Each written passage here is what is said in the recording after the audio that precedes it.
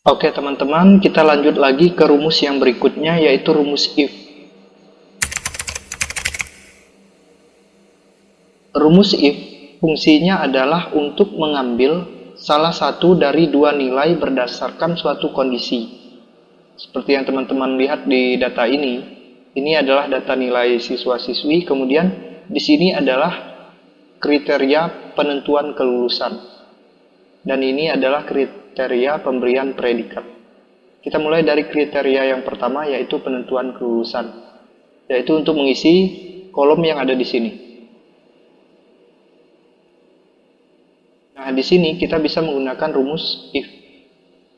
Sama dengan if, buka kurung, kemudian kita blok sel nilai ini, lalu kita masukkan kriterianya, yaitu lebih kecil atau sama dengan 60, seperti kriteria yang ada di sini, sama dengan 60, dinyatakan tidak lulus.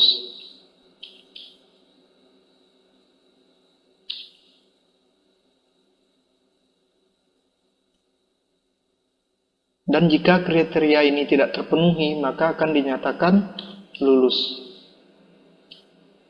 Tutup kurung, kemudian enter.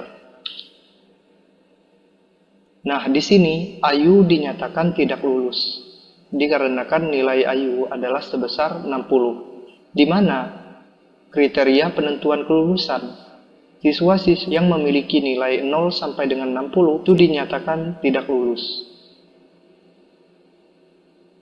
Kemudian kita bisa tarik rumus ini sampai ke bawah. Jadi rumus yang ada di sini secara otomatis tersalin ke data yang lainnya. Nah, ini Rina dinyatakan lulus karena nilai Rina 80. Sesuai kriteria penentuan kelulusan, nilai yang ada di antara 61 sampai dengan 100 itu harus dinyatakan lulus. Jadi ini sudah pas. Untuk teman-teman ketahui, rumus if itu ada dua jenis, yaitu rumus if tunggal seperti ini, ada rumus if bercabang. Saya akan contohkan di sini, menggunakan kriteria yang kedua, yaitu kriteria pemberian predikat. Rumus if bercabang maksudnya adalah di dalam rumus if itu terdapat berapa kali if, atau terdapat berapa kali syarat. Oke, langsung saja kita masukkan rumusnya. Sama dengan if, buka kurung,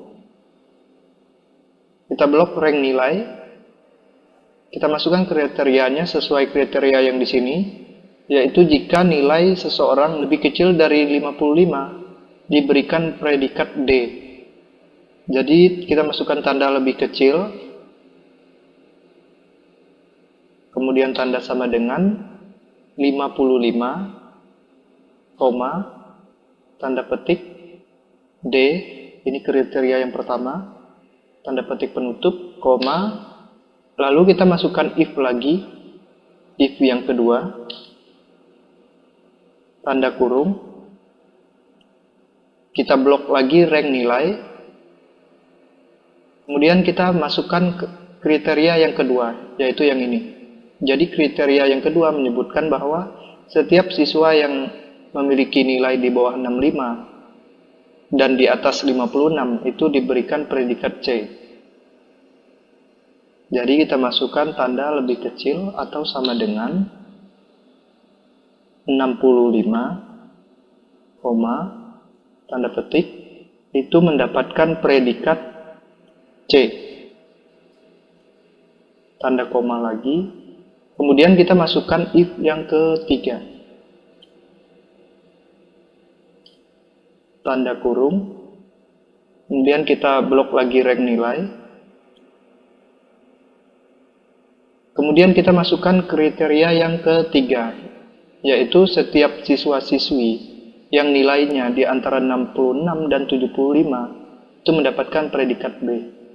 Kita masukkan lebih kecil dari 75, itu mendapatkan predikat B, Kemudian kita masukkan if yang keempat. Tanda kurung pembuka. Kemudian kita blok lagi rank nilai.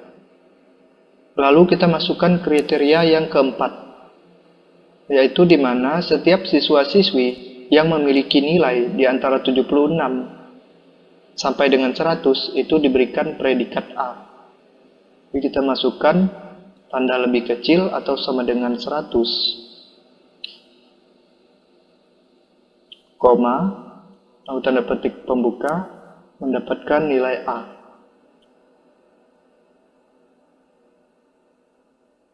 Kemudian tanda kurung. Nah, tanda kurungnya ini harus sesuai dengan jumlah if yang ada di dalam rumus. Jadi jumlah if-nya ini ada 1, 2, 3, 4. Jadi jumlah tanda kurung penutup di sini harus 4 kali sesuai jumlah if yang ada di dalam rumus. Lalu enter. Nah, di sini Ayu mendapatkan predikat C karena nilainya 60. Ini sesuai dengan kriteria nomor 2, di mana siswa-siswi yang memiliki nilai di antara 56 dan 65 itu diberikan predikat C. Kemudian rumus ini bisa kita tarik sampai ke bawah. Oh, ternyata sepertinya ada yang salah teman-teman. Jadi kalau ada tanda seperti ini berarti ada yang keliru dari rumus kita. Oke, kita coba periksa teman-teman rumusnya.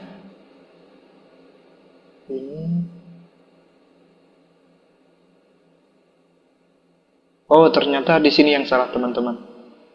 Tandanya ini bukan lebih besar, tapi kita menggunakan tanda lebih kecil di sini. Kita coba ganti, yaitu dengan tanda lebih kecil. Oke, kita enter. Kita coba tarik kembali. Sudah benar rumusnya. Kita lihat Rina mendapatkan predikat A. Ini sesuai dengan kriteria nomor 4. Karena nilai Rina 80 itu di antara 76 sampai dengan 100. Oke teman-teman, itu adalah rumus if, di mana rumus if itu terdiri dari if tunggal dan if bercabang. Oke teman-teman, kita lanjut lagi ke rumus yang berikutnya, yaitu rumus conif. Nah, rumus conif ini berfungsi untuk menghitung berapa kali kemunculan sebuah data yang sama. Jadi seperti misalnya di contoh ini, kita ingin mencari berapa kali kemunculan nama sekretaris di dalam data ini. Kalau kita hitung secara manual, ini kan ada 1, 2, 3. Ada 3. Sekarang kita coba menggunakan rumus. Sama dengan conif, buka kurung, kemudian kita blok datanya, koma, kemudian kriterianya apa? Tadi kan kita ingin mencari berapa kali kemunculan kata sekretaris di dalam data di atas. Nah, jadi kita masukkan kata sekretaris.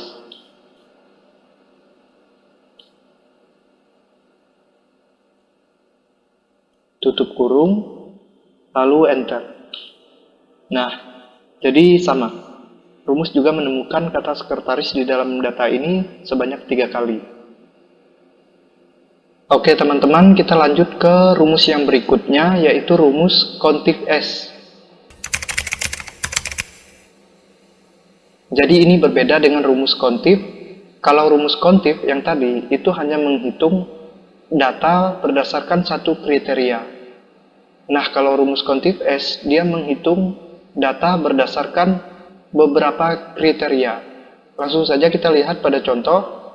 Nah, di sini kita ingin melihat data dari 2 kriteria, yaitu yang pertama kriterianya laki-laki dan yang kedua berusia lebih kecil dari 26 tahun. Kita coba masukkan rumus sama dengan contif S, ada S di ujungnya. Kemudian kita blok rank yang menjadi kriteria pertama, yaitu jenis kelamin.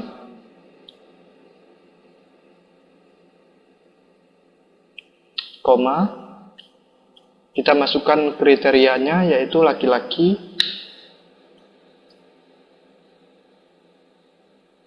koma, kemudian kita blok lagi kriteria yang kedua yaitu usia, koma, kita masukkan kriteria yang kedua yaitu lebih kecil dari 26 tahun.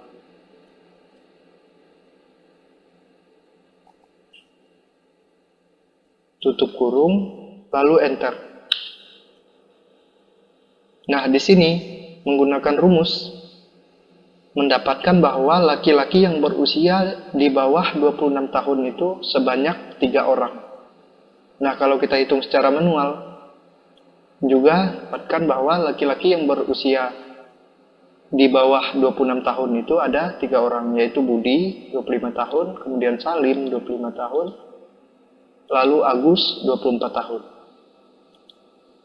Oke teman-teman, kita lanjut ke rumus yang berikutnya yaitu rumus sum if. Rumus ini berfungsi untuk menjumlahkan nilai sebuah rank dengan kriteria tertentu. Seperti yang kita lihat pada contoh ini, kita ingin mengetahui jumlah keseluruhan gaji kasir. Jadi langsung saja kita masukkan rumusnya sama dengan sum if dalam kurung, kita blok rank yang pertama, koma, kita masukkan kriterianya yaitu kasir, karena kita ingin menghitung jumlah keseluruhan gaji kasir, koma, kemudian kita blok rank yang kedua, tutup kurung, lalu enter. Nah, jadi total keseluruhan gaji kasir adalah 8 juta rupiah. Oke teman-teman, kita lanjut ke rumus yang berikutnya yaitu rumus sum if s. Nah, rumus sum if s sebenarnya sama saja dengan rumus sum if, yaitu sama-sama menjumlahkan nilai dari sebuah rank. Nah, yang membedakan sum if s dan sum if adalah kalau sum if, dia hanya menghitung nilai sebuah rank berdasarkan satu kriteria. Kalau sum if s, dia menghitung nilai dari sebuah rank berdasarkan beberapa kriteria. Oke, langsung saja kita masuk pada contohnya. Di sini kita ingin menghitung jumlah gaji kasir di atas 2.500.000. Nah, ini kan ada dua kriteria, yaitu kasir dan di atas 2.500.000. Langsung saja kita masukkan rumusnya sama dengan sum if s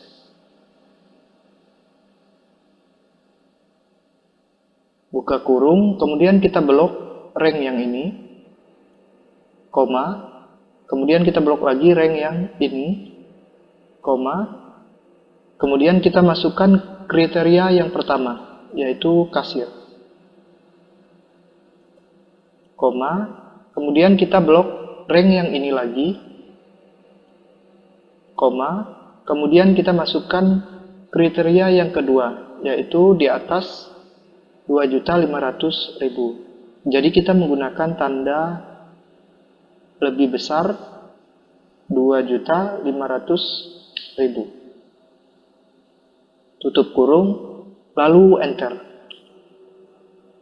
Nah, ini. Jadi jumlah gaji kasir di atas 2.500.000 itu adalah sebesar 3.400.000. Oke teman-teman, kita lanjut lagi ke rumus berikutnya yaitu rumus VLOOKUP. Rumus VLOOKUP berfungsi mengambil suatu nilai dari tabel lain berdasarkan kata kunci tertentu secara vertikal. Oke, kita langsung saja masuk ke contohnya. Di sini ada daftar nama dan harga barang. Kemudian di sini ada tabel cek harga barang secara otomatis. Tabel ini menjadi acuan bagi tabel yang ini. Jadi di sini kita coba mengecek harga barang secara otomatis. Kita tinggal masukkan rumus VLOOKUP sama dengan VLOOKUP tanda kurung, Kemudian klik sel ini, koma, lalu kita blok rank tabel acuan ini, koma, lalu kita masukkan nomor urut kolom yang ingin kita baca. Di sini kita ingin membaca nama barang. Nah, dia di sini ada di kolom nomor 1, 2. Dia ada di kolom nomor 2. Jadi kita masukkan nomor 2 di situ, koma. Kemudian kita pilih exact match. Tutup kurung lalu enter. Nah, jadi rumusnya sudah selesai. Jadi kita coba, kita masukkan kode di sini, apakah terbaca oleh rumus ini atau tidak. Kita coba yang ini 166, nama barangnya itu Molto. Kita coba masukkan kodenya 166, enter. Nah, di sini juga muncul.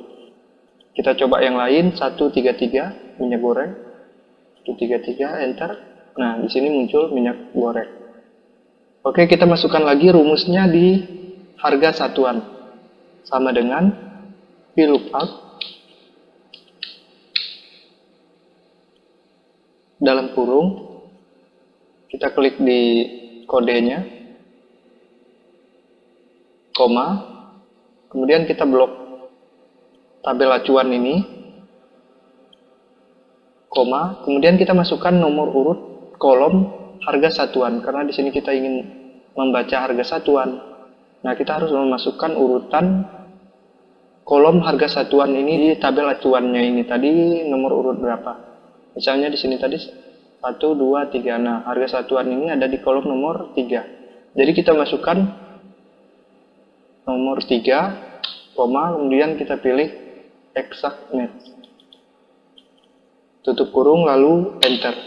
Nah, jadi ketika kita memasukkan kode 133, itu adalah minyak goreng, harga satuannya adalah 25.000. Kita coba cek, di sini minyak goreng, harga satuannya 25.000. Kita coba yang lain, misalnya kita ingin melihat Indomie 199, itu harganya 70.000. Coba kita masukkan kodenya 199, enter. Nah, di sini Indomie harganya 70.000. Kita coba lagi misalnya 155. Coba 155, enter. Rinso harganya 35.000. Rinso harganya 35.000. Nah, itu teman-teman contoh penggunaan rumus VLOOKUP. Oke teman-teman, akhirnya kita sampai pada rumus yang terakhir, yaitu rumus VLOOKUP. Rumus VLOOKUP sebenarnya sama saja dengan rumus VLOOKUP, yaitu sama-sama berfungsi untuk mengambil suatu nilai dari tabel lain berdasarkan suatu kata kunci. Nah, yang membedakan mereka, kalau VLOOKUP itu membaca tabel secara vertikal, kalau VLOOKUP membaca tabel secara horizontal. Oke, di sini ada tabel daftar nama dan harga barang, kemudian di sini ada tabel cek ketersediaan barang secara otomatis. Sama seperti rumus VLOOKUP, kita masukkan rumusnya sama dengan VLOOKUP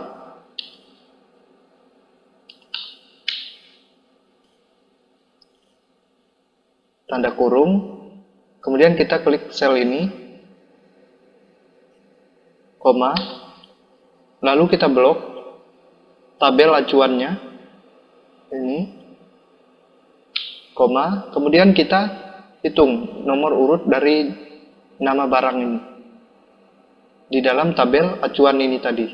Dia ada di baris keberapa? Ini kode 1, 2. Nah, dia di sini ada di baris kedua. Jadi kita masukkan angka 2, koma, kemudian kita pilih exact match. Tutup kurung, enter. Nah, ini rumusnya sudah jadi. Kita coba dulu rumusnya. Kita masukkan kode, misalnya kita masukkan kode 133. Nama barangnya itu harusnya gula. Kita coba apakah rumusnya berfungsi. Kita masukkan 133. Enter. Nah, rumusnya berfungsi. 133 gula, 133 gula. Kita coba misalnya 155. 155, enter. Nah, dia juga membaca dengan tepat, yaitu minyak goreng. Nah, untuk di status, kita juga menggunakan rumus yang sama dengan di lookup, buka kurung, kemudian kita klik sel ini, koma, lalu kita blok tabel acuan, koma, kemudian kita masukkan nomor baris dari status, yaitu di sini 1, 2, 3. Status itu ada di baris ke-3. Kita masukkan angka 3, koma, baru kita pilih exact match, tutup kurung, enter. Nah, di sini 155 itu minyak goreng, 155 itu minyak goreng, statusnya habis. Status di sini habis. Kita coba yang lain, misalnya 122. 122, enter. Itu copy, statusnya ready. Di sini 122, copy, statusnya ready. Jadi rumus ini sudah benar. Kita coba lagi misalnya 11. Itu beras, statusnya habis. Nah, di sini juga 11 itu beras, statusnya habis. Jadi rumusnya sudah tepat. Nah, itu teman-teman ke-26 rumus yang sering digunakan di dunia kerja.